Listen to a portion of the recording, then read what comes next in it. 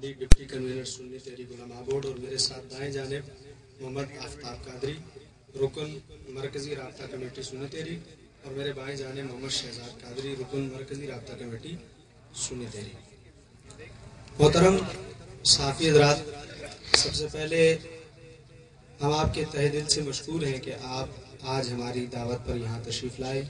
اور ہماری حوصلہ افزائی فرمائی۔ ساتھ ہی ہم آپ کے توسط سے آپ کے سربراہان کے بھی انتہائی مشکور ہیں کہ وہ سنی تحریک کی آواز کو اپنے ٹی وی چینل اور اخبارات کے ذریعے عوام تک پہنچانے میں اپنا کردار ادا کرتے ہیں۔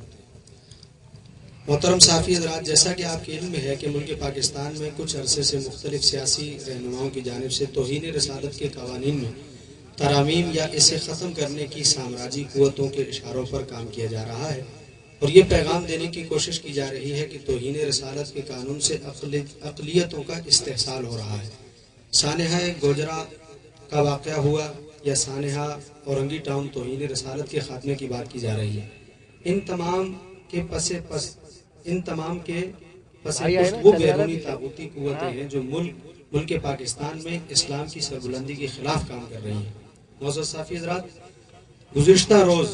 صوبہ پنجاب کے گورنر نے بھی اپنے ایک بیان میں کہا ہے کہ ملک کے آئین سے توہین رسالت کے قانون کو ختم ہونا چاہیے، جو نہایت حیرت انگیز ہے، کیونکہ ایک جانب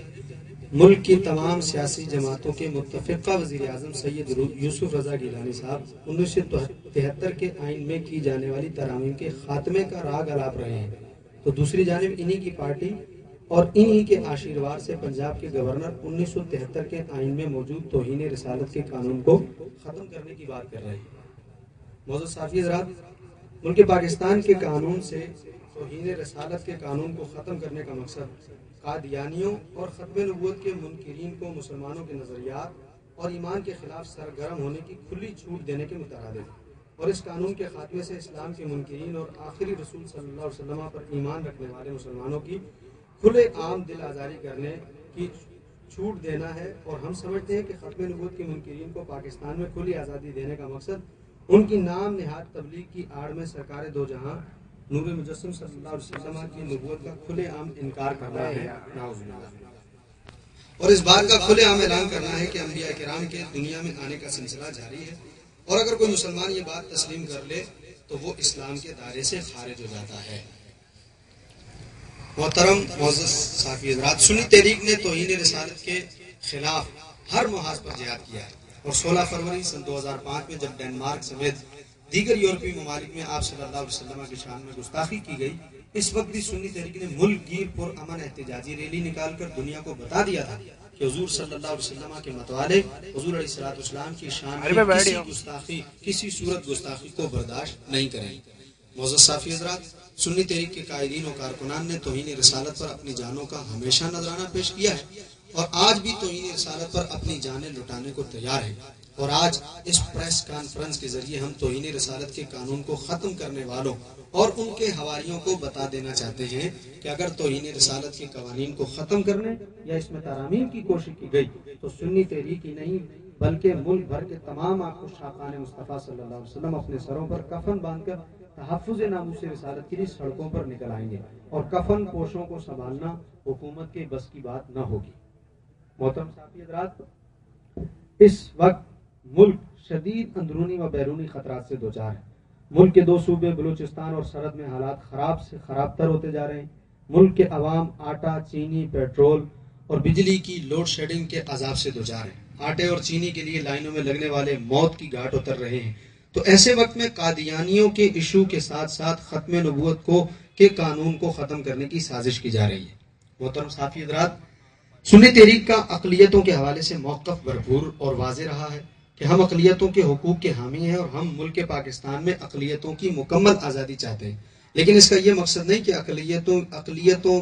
کی آڑ میں ختم نبوت کے منکرین کو کھلی چھوٹ دی جائے اور انہیں مذہب اسلام کے خلاف پرچار کرنے کی مکمل آزادی دی جائے، اور اکثریتی طبقے پر اقلیتی طبقے کو فوقیت دینے کی سازش کو کامیاب نہیں ہونے دیا جائے گا۔ معزز صحافی حضرات، ہم ملک کی تمام سیاسی جماعتوں کے متفقہ وزیر اعظم سید یوسف رضا گیلانی سے سوال کرتے ہیں کہ ان کی حکومت کس طرف جا رہی ہے، اور ان کے سیاسی حریف اور گورنر کس ایجنڈے پر کام کر رہے ہیں۔ اس لیے وہ خود ایسے لوگوں کا احتساب کرے. ساتھ ہی ہم ملک کی اعلیٰ عدلیہ جسے 16 کروڑ عوام نے 2 سال کی جدوجہد سے 62 سالہ تاریخ میں پہلی مرتبہ آزاد کرایا، ان کے چیف جسٹس سے بھی مطالبہ کرتے ہیں کہ وہ اس طرح حکومتی بیانات پر از خود نوٹس لیں. معزز صحافی حضرات، سنی تحریک کی تاریخ اس بات کی گواہی دیتی ہے کہ ہم نے پرامن اور محب وطنی کا دامن کبھی ہاتھ سے نہیں چھوڑا. تاہم ہم ناموس رسالت صلی اللہ علیہ وسلم پر اپنی جانوں کے نذرانے دینے سے بھی گریز نہیں کریں گے. اور اس حوالے سے آئندہ چند روز میں ملک بھر کے علماء اہل سنت سے رابطہ کر کے عید کے فوراً بعد ملک بھر میں بھرپور احتجاجی تحریک کا آغاز کیا جا سکتا ہے. ساتھ ہی ہم ملک کی موجودہ حکمرانوں کو بھی اندیا دیتے ہیں کہ سنی تحریک ہر ایسے اقدام اور فیصلے کی بھرپور اور کھل کر مخالفت کرے گی جو توہین رسالت پر مبنی ہوں گے. محترم صحافی حضرات، آخر میں ایک بار